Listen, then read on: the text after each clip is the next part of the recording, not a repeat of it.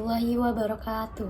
Perkenalkan, saya Vivi Devriana Purwanto dengan NIM 11076229094 dari kelas B angkatan 2022 dengan program studi Pendidikan Guru Sekolah Dasar, Fakultas Ilmu Pendidikan Universitas Negeri Jakarta. Dalam video ini, saya ingin membahas hasil infografis yang telah saya buat untuk memenuhi salah satu tugas ujian akhir semester mata kuliah konsep dasar PPKN SD dengan dosen pengampu Bapak Dr. Otip Satibi Hidayat, MPD. Mari kita mulai. Beberapa poin yang akan saya bahas, yang pertama yaitu ada tujuan pendidikan nasional, kemudian yang kedua ada tujuan pendidikan nasional menurut Undang-Undang Republik Indonesia Nomor 20 Tahun 2003.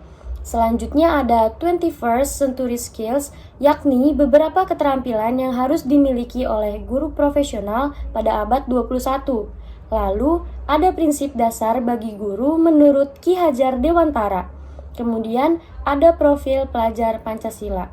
Dan yang terakhir, ada analisis kurikulum dari buku tema kelas 6 SD semester 1 untuk tema 2. Oke, lanjut. 3 tujuan pendidikan nasional yaitu yang pertama, filosofi. Filosofi bersifat ilmiah yang melatar belakangi suatu muatan pelajaran diajarkan mulai dari kelas 1 hingga kelas 6. Kedua, SKL atau standar kompetensi lulusan, yaitu standar nasional kemampuan minimal yang harus dimiliki setiap peserta didik yang belajar pada jenjang sekolah tertentu untuk dinyatakan lulus. Standar kompetensi lulusan adalah kualitas yang harus dicapai melalui kurikulum. Maka dari itu, yang ketiga ada kurikulum. Kurikulum merupakan dokumen atau rencana yang harus diwujudkan dalam bentuk implementasi bagaimana realisasi rencana tersebut dalam bentuk proses di kelas. Kemudian, tujuan pendidikan nasional menurut Undang-Undang Republik Indonesia Nomor 20 Tahun 2003 tentang Sistem Pendidikan Nasional. Disebutkan tentang tujuan pendidikan yakni mengembangkan potensi peserta didik agar menjadi manusia yang beriman dan bertakwa, yang kedua berakhlak mulia, yang ketiga sehat, yang keempat berilmu, yang kelima cakap, yang keenam kreatif, yang ketujuh mandiri, serta yang ke-8 menjadi warga negara yang demokratis, juga yang ke-9 bertanggung jawab. 21st Century Skills, yaitu kemampuan abad 21. Terdapat 8 keterampilan menjadi guru yang profesional. Yang pertama, leadership, kepemimpinan, di mana seorang guru harus mampu dan siap untuk membimbing dan mengarahkan peserta didiknya agar terciptanya tujuan pembelajaran. Yang kedua, digital literasi, kecakapan guru untuk menggunakan dan memanfaatkan media digital agar dapat menyesuaikan pembelajaran dengan perkembangan zaman, terutama teknologi. Yang ketiga, communication. Komunikasi sangat penting untuk guru agar hal-hal yang disampaikan dapat dipahami oleh peserta didik dimanapun dan kapanpun secara cepat. Yang keempat, emotional intelligence.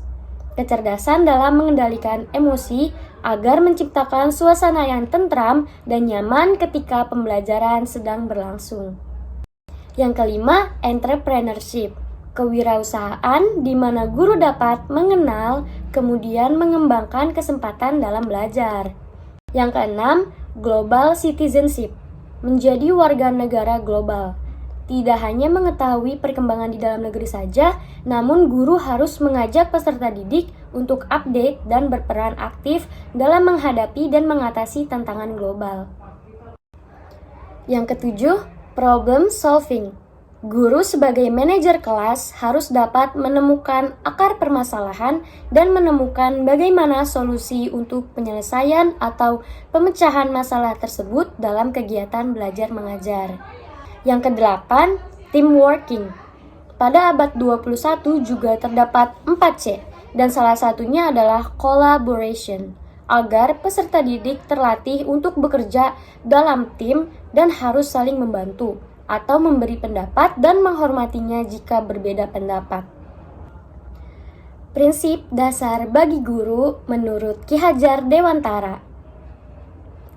Pertama, ing ngarso sung tulodo, yang berarti di depan memberi teladan. Yang kedua, ing madio mangun karso, yang berarti di tengah memberi semangat, membangun ide dan motivasi.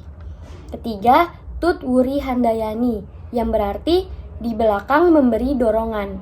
Yang keempat, doh paran kirim dungo, yang berarti jauh memberi doa. Yang kelima, tan katon hamumuji, yang berarti selalu menjaga citra baik. Yang terakhir, waspodo purbo waseso, yang berarti waspada dan sanggup mengawasi diri. Profil pelajar Pancasila. Yang pertama, ada beriman dan bertakwa kepada Tuhan Yang Maha Esa dan berakhlak mulia, religius, toleransi, dan cinta lingkungan. Yang kedua, kreatif, menghasilkan ide yang orisinal, inovasi, mengembangkan ide yang sudah ada menjadi karya yang terbaru. Yang ketiga, gotong royong, kerjasama, solidaritas, saling menolong, dan kekeluargaan. Yang keempat, berkebinekaan global, menghargai perbedaan secara global, kemampuan komunikasi interkultural dalam berinteraksi dengan seksama. Yang kelima, bernalar kritis, mampu membangun keterkaitan antara berbagai informasi, menganalisis informasi, mengevaluasi, dan menyimpulkannya. Yang keenam, mandiri, kerja keras, disiplin, berani, dan pembelajar. Selanjutnya, analisis kurikulum. Tema 2, persatuan dalam perbedaan. Terdapat 3 subtema. Subtema 1, rukun dalam perbedaan. Subtema 2, bekerja sama mencapai tujuan. Subtema 3, bersatu kita teguh.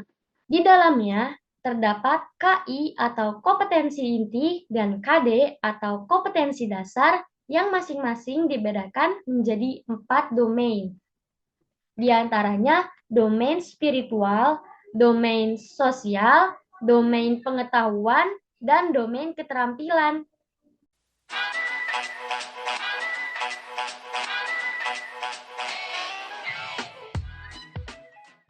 Baik, selanjutnya 4 domain pada kompetensi dasar. Nah, terdapat bahan materi pokok dari 3 subtema yang sudah kita sebutkan tadi.